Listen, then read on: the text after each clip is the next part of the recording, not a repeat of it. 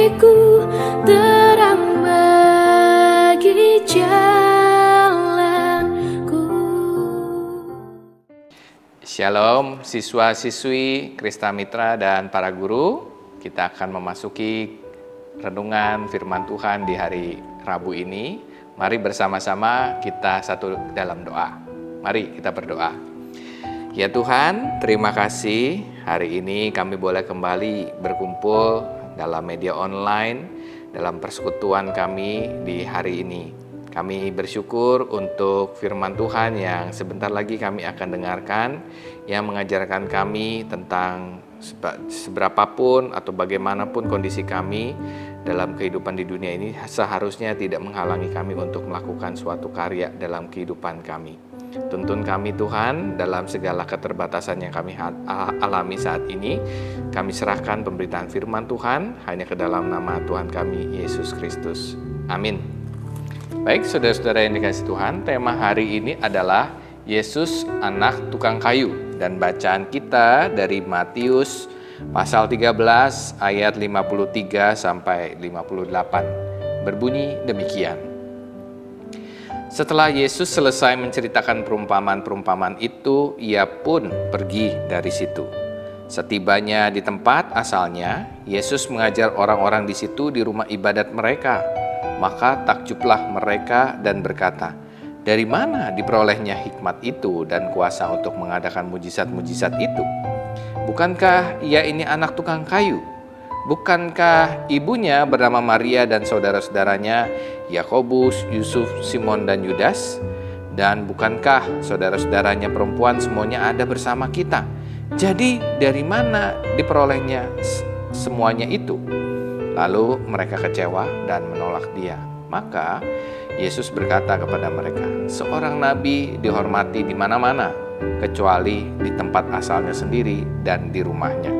Dan karena ketidakpercayaan mereka, tidak banyak mujizat diadakannya di situ. Demikianlah pemberitaan firman Tuhan yang akan kita renungkan hari ini. Ditolak. Semua orang pasti pernah ditolak, ya kan? Anak-anak murid pernah ditolak tugasnya karena terlambat, atau ditolak oleh tugasnya oleh guru karena tidak sesuai dengan standar yang diminta. Teman-teman juga pernah ditolak dalam komunitas karena mungkin dianggap kurang pandai atau dianggap bukan bagian dari kelompoknya, kurang keren lah atau dan lain sebagainya. Banyak hal yang membuat kita seringkali ditolak. Bahkan ada yang di keluarganya sendiri juga ditolak karena sebuah kesalahan yang pernah dilakukan. Nah, saudara-saudara yang dikasihi Tuhan, bacaan kita hari ini bicara soal Tuhan Yesus yang mengalami penolakan. Tapi penolakan yang dialami Tuhan Yesus itu bukan karena ajarannya, tetapi karena statusnya. Ya, Tuhan Yesus mengajarkan dengan sangat karismatik, sangat berkuasa, banyak mujizat dan juga perumpamaan-perumpamaan yang disampaikan itu membuat mereka terbuka pikirannya. Tetapi setelah mereka melihat dan menyaksikan kuasa yang dilakukan oleh Tuhan Yesus, semua itu mental, semua itu luntur karena mereka baru tahu kalau Tuhan Yesus itu pernah menjadi teman mainnya. Ya, anggaplah begitu ya. Pernah dikenal keluarganya, si ibunya Maria, lalu oh ini anak tukang kayu. Kok berani-beraninya mereka ngajarin kita, orang-orang terpandang dan lain sebagainya. Nah, inilah yang terjadi dalam kisah Matius 13 yang baru saja kita baca.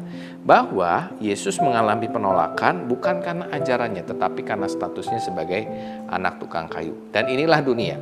Dunia itu selalu fokus pada status. Dia orang kaya kah?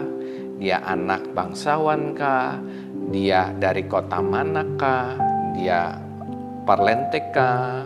Modis kah? Dan lain sebagainya.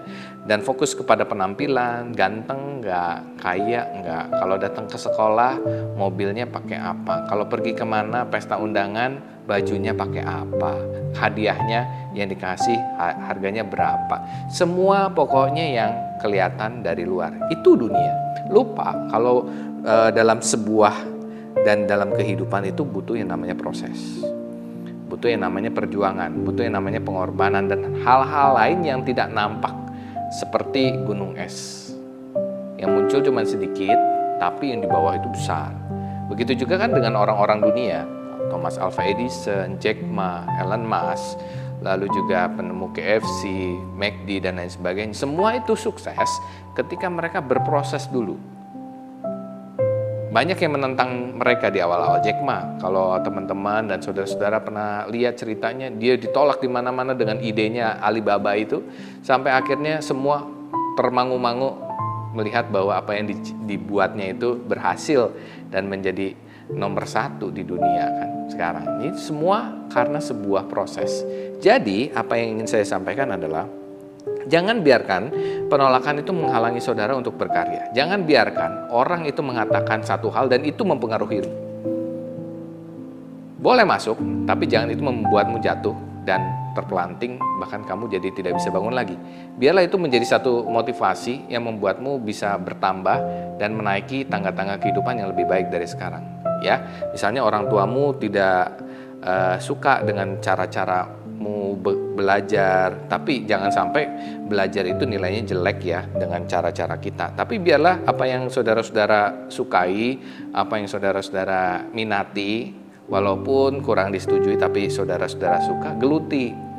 Mudah-mudahan di kemudian hari itu bisa menjadi satu hal yang membawa dampak positif bagi hidupmu. Nah, itu yang pertama. Tapi harus waspada terhadap orang yang paling dekat dengan kita. Di ayat yang 57b dikatakan bahwa seorang nabi itu dihormati di mana-mana, tetapi tidak di tempat asalnya. Karena memang musuh terbesar adalah lingkup paling dekat kita. Entah itu orang tua, kakak, adik, saudara, sepupu yang dekat dengan kita gitu ya. Kadang-kadang itu yang membuat kita seringkali jatuh dan tidak bangun lagi. Atau mungkin itu yang membuat kita tidak bisa berangkat karena terlalu nyaman dengan segala sesuatu yang difasilitasi oleh mereka. Jadi waspada. Waspada terhadap apa yang tidak enak dan yang enak. Supaya apa? Supaya kita bisa berjalan lebih cepat. Nah, saudara-saudara yang dikasih Tuhan, baik siswa-siswi dan juga guru dan staf yang lain, hal yang bisa kita renungkan pada hari ini, yang pertama adalah selain kita nggak boleh jatuh terhadap apa yang dikatakan oleh orang lain, kita pun harus menghargai latar belakang orang lain. Jadi kalau ada orang mau berteman dengan kita, ada orang mau mendekati kita, jangan sampai kita melihat mereka dari statusnya. Gak ada seorang pun yang suka dilihat dari statusnya. Oh, kamu tuh anak tukang kayu. Oh, kamu tuh anak pedagang di sana. Kurang elit dan lain sebagainya. Gak ada yang suka digituin, saudara-saudara. Jadi, kalau begitu, mari kita juga tidak memiliki konsep yang sama dengan orang yang sering menyakiti.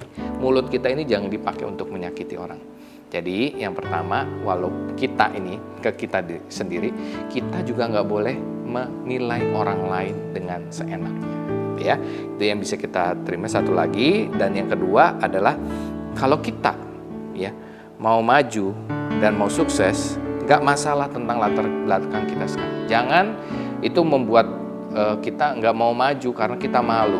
Aduh, orang tua saya bukan apa-apa. Aduh, saya mah nggak bisa, nggak jago matematika, saya nggak jago ini, nggak jago itu. Semua yang tidak jago di masa sekarang belum tentu itu akan berpengaruh kepada kehidupanmu di masa depan. Bisa jadi kehidupanmu di masa depan lebih baik, jauh lebih baik dari apa yang tidak bisa kita lakukan sekarang. Jadi jangan pernah ragu dan jangan pernah malu dengan statusmu sekarang ini. Abaikan. Fokus kepada hal yang di depan yang bisa kita lakukan. Apa yang kalian bisa, apa yang kalian mampu lakukan, perbuat itu, kembangkan semaksimal mungkin. Kiranya Tuhan menolong kita semua. Amin. Mari kita berdoa. Bapak yang penuh kasih, terima kasih atas kisah dari Injil yang mengingatkan kami bahwa seringkali latar belakang itu tidak mempengaruhi bagaimana kami berkarya di masa depan. Kiranya Tuhan menolong setiap kami, khususnya siswa-siswi dalam kondisinya saat ini yang belajar dari rumah dengan segala keterbatasannya, tidak mempengaruhi semangat untuk hidup lebih baik. Apa yang kami bisa lakukan saat ini sebaiknya kami lakukan dengan semaksimal mungkin sehingga di masa depan kami dapat meraih apa yang kami harapkan. Dan kami berdoa untuk seluruh masyarakat Indonesia dalam perjuangannya menghadapi pandemi COVID. Masih banyak juga yang terkena dan terpapar COVID, biarlah Tuhan sembuhkan dan jamah. Namun kami juga melihat adanya satu titik terang di mana penularan pandemi COVID ini semakin menurun dan ini membuat kami lebih tenang. Dan biarlah apa yang ada di depan mata kami ini, peristiwa yang membaik ini dapat kami respon dengan positif, juga tidak dengan sembarangan, tapi tetap menjaga protokol kesehatan, tapi tetap membuat kami lebih bersemangat untuk melakukan apa yang bisa kami lakukan. Tuhan tolong kegiatan belajar mengajar kami hari ini dan juga semangat belajar kami supaya tidak mundur atau tidak tumpul karena beberapa waktu ini kami lakukan dengan sangat terbatas. Terima kasih untuk setiap guru yang boleh setia menemani dan mengajar. Tuhan menolong mereka juga untuk tetap kuat dan dilindungi kesehatan mereka semua supaya dalam kondisi yang baik mengajar para murid. Terima kasih ya Tuhan. Inilah doa kami, hanya di dalam nama Tuhan kami Yesus Kristus kami berdoa. Amin.